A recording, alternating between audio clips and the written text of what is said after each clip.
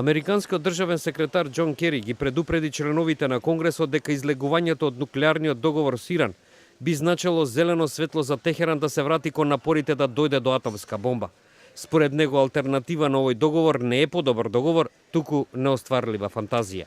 Сведочејќи пред Комитетот на Представничкиот дом за надворешни работи, Џон Кери изјави дека нуклеарниот договор со Иран нема намера да го реформира режимот во таа земја, туку да го спречи да дојде до нуклеарно оружје. Придружуван од уште двајца членови на кабинетот на председателот Барак Обама, министрите за финансии и за енергетика Джек Лу и Ернест Мониц, тој по втор пат во изминативе неколку денови го бранеше постигнатиот договор со Иран. При тоа тој изјави дека Соединетите држави имаат и своји обврски спрема сојузниците. Ако излеземе, тогаш ние ќе излеземе сами. Нашите партнери нема да дојдат со нас.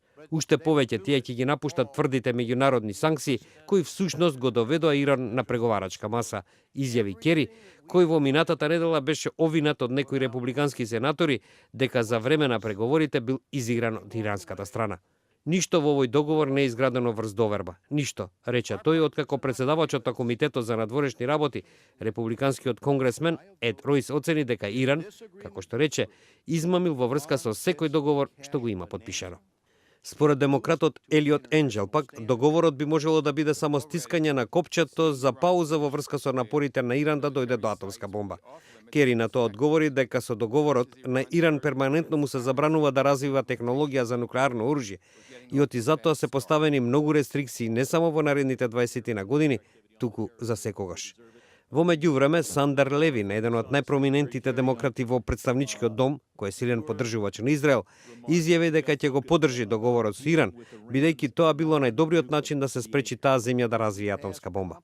Ова е една од најзначајните поддршки што доби администрацијата на Барак Обама во барањето поддршка за нуклеарниот договор. Конгресот, кој е под контрола на републиканците, треба до 17 септември да го поддржи, да го отфрли или да не преземе ништо во врска со договорот.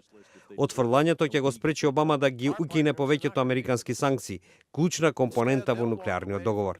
Тој беше постигнат на 14 јули и со него 6 светски сили се согласија да ги тргнат санкциите врз Техеран, кој пак за возврат долгорочно ќе се откаже од својата нуклеарна програма. Западот се сомнева дека таа има за цел создавање атомска бомба, но Иран тоа постојано го демантира.